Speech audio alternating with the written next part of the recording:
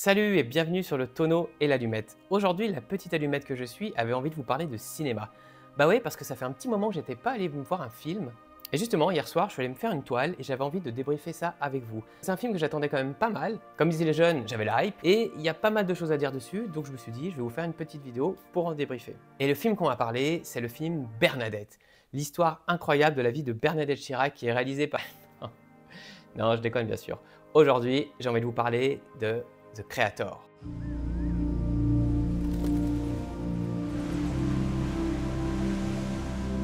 C'est quoi le paradis? Un endroit paisible dans le ciel. Toi, tu vas y aller au paradis? Non. Il n'y a que les personnes gentilles qui y vont. Alors, on est pareil. On peut pas aller au paradis parce que toi, t'es pas gentil.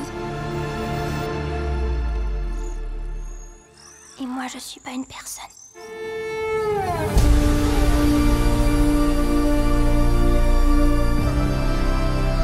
Ils viennent me chercher.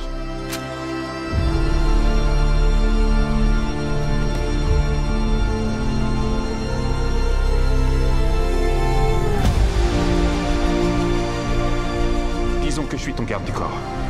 Je vais te sortir de là.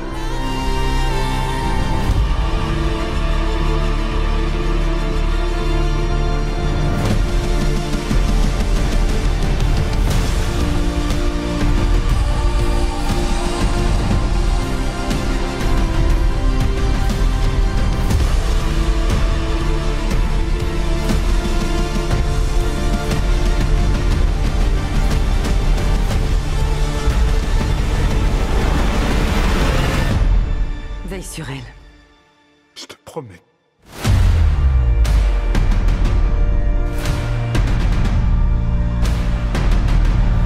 Mets ta ceinture.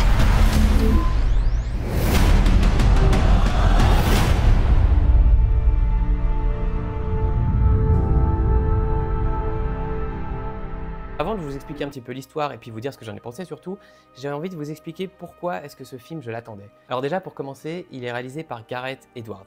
Et pour ceux qui ne le connaissent pas, c'est celui qui a réalisé un film qui s'appelle Monster. Donc si vous l'avez jamais vu, allez le voir parce que c'est assez sympa. Ensuite, Gareth Edwards, il a dépoussiéré le mythe de Godzilla il y a quelques années avec son fameux Godzilla. C'est un film qui avait un petit peu fait débat, mais moi je trouve qu'il avait gardé l'esprit un petit peu original du monstre japonais. Même dans le design de la créature, je trouve que c'était assez réussi. Ça ressemblait beaucoup au monstre qu'on avait vu dans les films en noir et blanc de l'époque. Et puis, il avait quand même réussi à moderniser le truc. Et puis, il y avait quand même une ambiance dans ce film. Donc voilà, ça c'est pour Godzilla. Et puis surtout, Gareth Edwards, il a réalisé Star Wars Rogue One. Et là, pour moi, c'était vraiment un coup de maître. Il a réussi à s'approprier une licence qui est énorme comme Star Wars et puis à le mettre à sa sauce. C'est-à-dire que c'est pas vraiment un film Star Wars comme les autres. On voit pas de Jedi, enfin voilà, c'est un petit peu particulier et moi j'avais vraiment aimé cette approche et surtout la réalisation, la photographie, c'était vraiment superbe. Donc, quand j'ai su qu'il allait faire un nouveau film de science-fiction et en plus qui est adapté d'une histoire originale, là j'ai dit mais ça va être génial. Ça c'est le premier argument. Ensuite au niveau du casting, on a quand même le grand John David Washington. Si vous le connaissez pas, c'est l'acteur qui joue le rôle principal dans le film Tenet de Christopher Nolan. Tiens, d'ailleurs il faudra un jour que je vous fasse une vidéo sur Tenet. Ça pourrait être intéressant. Par contre elle risque de durer 2-3 heures. Oh, puis en fait, je suis même pas sûr d'avoir compris le film. Mais bref, passons. On retrouve également dans ce film le grand Ken Watanabe, l'acteur qui a joué notamment dans Le Dernier Samouraï. On le retrouve également dans le film de Clint Eastwood, Lettre d'Iwo Jima. Et puis on le retrouve aussi avec Christopher Nolan dans Inception. Donc voilà, un réalisateur que j'aime bien, un film de science-fiction qui a l'air assez chouette et des bons acteurs. Donc du coup, bingo, j'avais l'attente pour ce film. Alors maintenant, je vais vous expliquer un petit peu l'histoire de The Creator. Le film commence avec une explication assez rapide sur le fait que les humains petit à petit, se sont mis à vivre avec des robots. Donc ça a commencé par les petits robots de nettoyage qu'on a nous tous dans nos jardins ou qui font l'aspirateur dans la maison.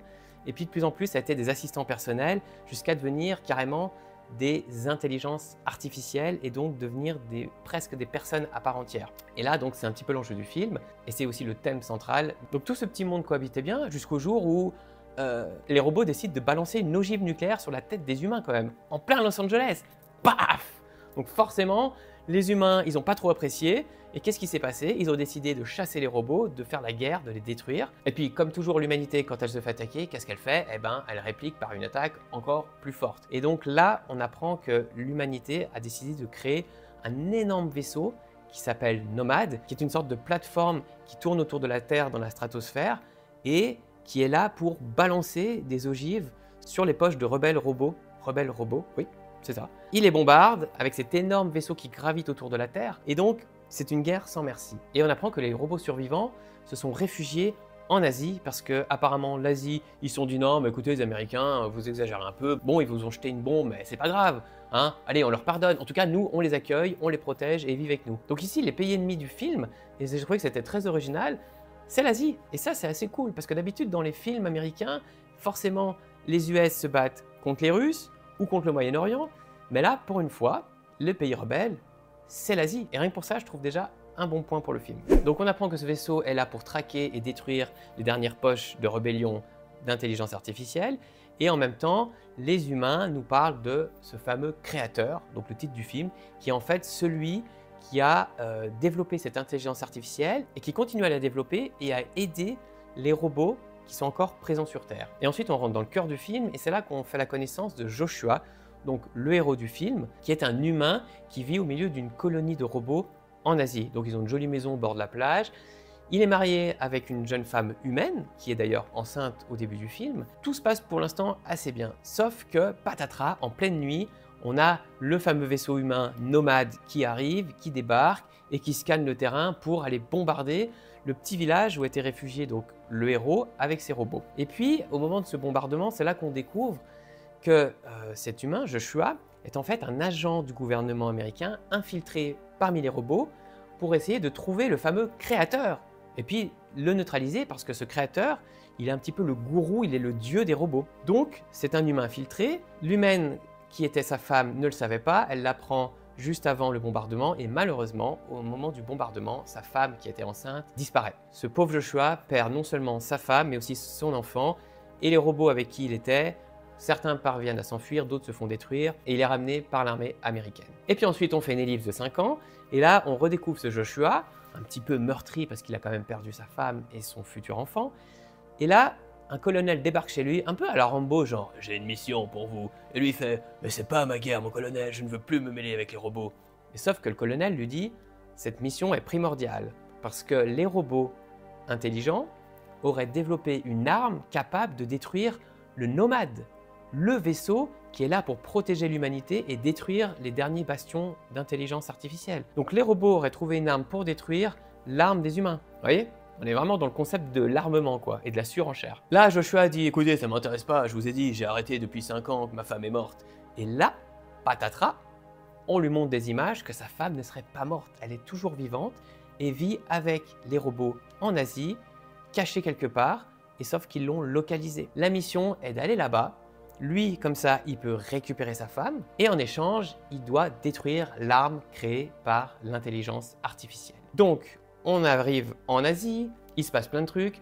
Joshua ne retrouve pas sa femme, mais il découvre l'arme développée par l'IA, qui est tout simplement une enfant. Une enfant née de l'intelligence artificielle, une enfant robot qui a le pouvoir de détruire tout ce qui est électronique. C'est un peu comme dans les X-Men, mais en mieux. C'est-à-dire que n'importe quoi qui a une source d'énergie, elle peut le neutraliser. Et donc, bien évidemment, elle peut neutraliser le vaisseau humain qui est tout en haut, qui bombarde à tout va. Et c'est donc une arme de destruction massive, puisqu'elle est capable de tout contrôler ce qui a de l'énergie. Le film commence vraiment à ce moment-là, car Joshua doit faire le choix de détruire la petite fille, qui était sa mission, détruire l'arme, sauf que la petite fille sait où se trouve sa femme. Et s'il détruit la fille, il ne retrouve plus sa femme. Et bien évidemment, la moralité de ce film, c'est de se dire de toute façon, l'humain a des défauts, donc il va préférer penser à sa petite personne plutôt qu'à l'humanité et va vouloir protéger la petite fille qui doit être détruite pour pouvoir retrouver sa femme. Et c'est là que le film donc commence, parce que là, Joshua va se retrouver entre deux feux, parce qu'il va être d'un côté traqué par les humains, puisque eux veulent détruire l'arme, donc la petite fille, et lui veut protéger la petite fille, mais en même temps, il est rejeté par les robots puisque c'est un humain. Vous voyez ?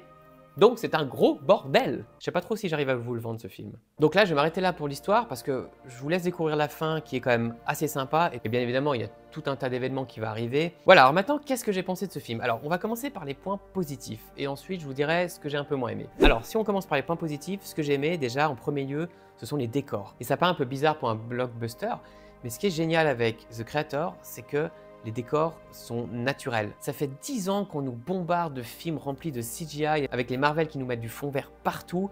Et bien là, de voir des vrais décors extérieurs, de voir de la nature, ça change et ça fait du bien. Autre chose, j'en ai parlé tout à l'heure, c'est le fait que ça se passe en Asie. Et bien mine de rien, là aussi, c'est vraiment chouette. Alors je crois que le film a été tourné en Thaïlande, mais on a des plages, on a à un moment des rizières, un petit peu on se croit au Vietnam, donc c'est vraiment très sympa. Et je trouve que planter les décors d'un film de science-fiction en Asie, eh ben franchement, c'est plutôt original et ça fonctionne très bien. Donc ça, moi je dis bravo et j'ai beaucoup aimé. Ensuite, au niveau de l'ambiance, le design des robots, c'est assez sympa. On retrouve un petit peu, pour vous donner une idée, ça me fait penser un petit peu au film Chappie ou Elysium. C'est pour vous donner une idée de l'ambiance avec ces robots qui sont un petit peu au milieu de la population, qui est souvent des populations un peu pauvres, des paysans. Donc ça fait assez réaliste. Et ça, c'est plutôt bien. Et puis ensuite, en deuxième point positif, c'est évidemment les acteurs. Vraiment, John David joue très bien, Ken Watabe aussi, donc ils sont très convaincants. Même la petite fille. Moi, j'ai toujours peur des films avec les enfants parce que c'est vrai que je trouve des fois, ils sont vite agaçants. C'est soit gna gna gna gna, ils nous agacent tout le long du film. Là, non, elle est très juste. Alors, je sais pas qui est cette jeune actrice, mais elle est vraiment très convaincante. Et ça, je trouve, c'est assez chouette. Alors par contre, il faut quand même que je mette un bémol parce qu'au niveau des acteurs, au niveau des gentils, ça passe plutôt bien. Mais alors, c'est vrai que les méchants colonels, là, on est dans le cliché. Entre le colonel suprême qui est toujours habillé en militaire, bon vous me direz c'est un colonel mais qui sourit jamais, c'est vraiment le cliché, le mec avec la casquette, les médailles, les lunettes, il faut tuer les robots.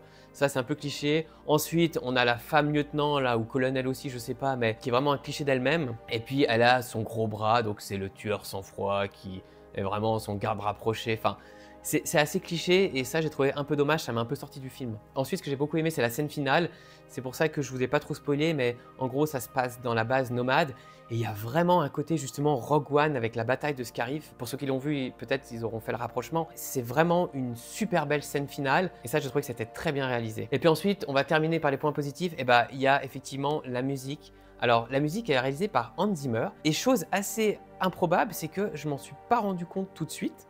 Parce que je trouve que Hans Zimmer, à chaque fois qu'il fait une musique de film, on entend 3 notes et bam, on sait que c'est lui, on reconnaît tout de suite. Enfin voilà, il n'y a même pas besoin de le savoir. Là, je suis allé voir le film, je ne savais pas que c'était lui qui avait fait la BO. Et c'est au moment du générique que je vois musique Hans Zimmer. Et effectivement, pendant le film, je me suis dit, ah, mais c'est pas mal.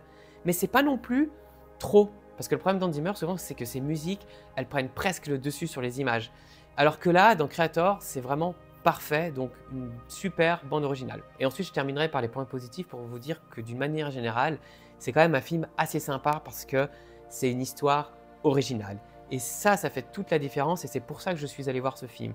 C'est-à-dire qu'on n'est pas dans une énième adaptation d'un comics ou d'un livre, voilà. C'est une histoire originale qui parle de l'intelligence artificielle et puis qui est quand même un sujet au cœur de l'actualité. Et moi, je trouve que ça fait du bien de temps en temps de voir un film comme ça qui sort de nulle part, d'une histoire qui a été inventée. Et ça, c'est vraiment très rafraîchissant. Maintenant, je vais vous expliquer un petit peu ce que j'ai moins aimé. Alors pour commencer, je dirais que le film, à vouloir traiter trop de sujets en même temps, à vouloir faire passer trop de messages, il se perd un petit peu lui-même. C'est-à-dire que là, on sent qu'il a envie de parler de la robotique, de l'intelligence artificielle, parce qu'aujourd'hui, on parle de ChatGPT qui est en train de faire les dissertations des élèves de 5e, donc on en rigole un peu. Mais n'empêche que quand on voit le film, on se dit « ouais, l'intelligence artificielle, quand même, ça peut foutre les boules. » Donc, il y a ce sujet. Il veut aussi parler du deuil, parce que le héros perd sa femme et son enfant. On voit qu'il veut aussi parler des relations, des liens avec les gens, parce que forcément, il va s'attacher à cette petite qui n'est pas humaine. Mais finalement, est-ce qu'on peut aimer un robot? C'est aussi toute la question centrale du film. Est-ce que l'humain peut avoir des sentiments pour un robot? Et à l'inverse, est-ce qu'un robot peut aussi avoir des sentiments pour un humain?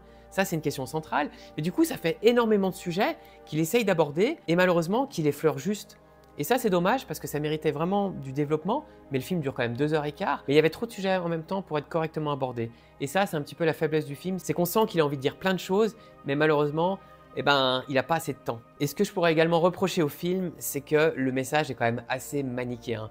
Et ça, j'ai trouvé ça dommage. C'est-à-dire qu'on a d'un côté les gentils et de l'autre les méchants. Parce que ce que je vous ai pas dit, c'est qu'en fait, on apprend à la moitié du film que l'ogive nucléaire qui a été balancée sur Los Angeles, c'est pas les robots, c'est les humains. C'est l'humanité qui s'est plantée et qui a balancé une bombe nucléaire sur la ville. Donc ça change toute la donne du film.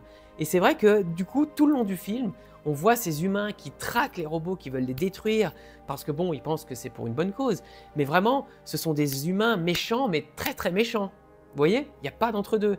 Et à l'inverse, finalement, les robots, eh ben, on prend le parti que ce sont vraiment les opprimés, ils sont cachés, mais on les cherche encore, on les traque, on les détruit. Il y a même un moment des scènes où il y a des fosses géantes avec des cadavres de robots qui sont entassés, écrasés, donc c'est assez impressionnant. Je trouve ça très très glaçant cette scène. Donc on a vraiment les méchants très très méchants et de l'autre côté les gentils très très gentils. Mais ça manque de nuances de gris, ou de nuances de grès peut-être, ça c'est pour mesdames. Donc voilà, et ça c'est un peu dommage parce que je trouve que le sujet est trop lisse alors que ça aurait mérité d'avoir un petit peu plus d'entre-deux. Voilà, et ça je trouve que ça manque un peu au film. Mais donc d'une manière générale, j'ai envie de dire c'est un film qui m'a quand même assez plu. Visuellement il est magnifique, des bons acteurs, une super bande son, donc on passe un bon moment. Après, ça révolutionne pas le genre non plus. Et c'est vrai que sur 2h15, je dois dire qu'il y a quand même quelques petites longueurs. Mais ça nous change du Marvel. Et si vous avez l'occasion de le voir, eh ben, je vous le conseille parce que vous passerez un bon moment. Voilà, je crois que j'ai fait le tour de The Creator. Pour la prochaine vidéo, on parlera des Visiteurs en Amérique. Non, je déconne. Il n'y a rien à dire sur ce film. Quant à moi, je vous dis à bientôt sur le tonneau et l'allumette. Ciao!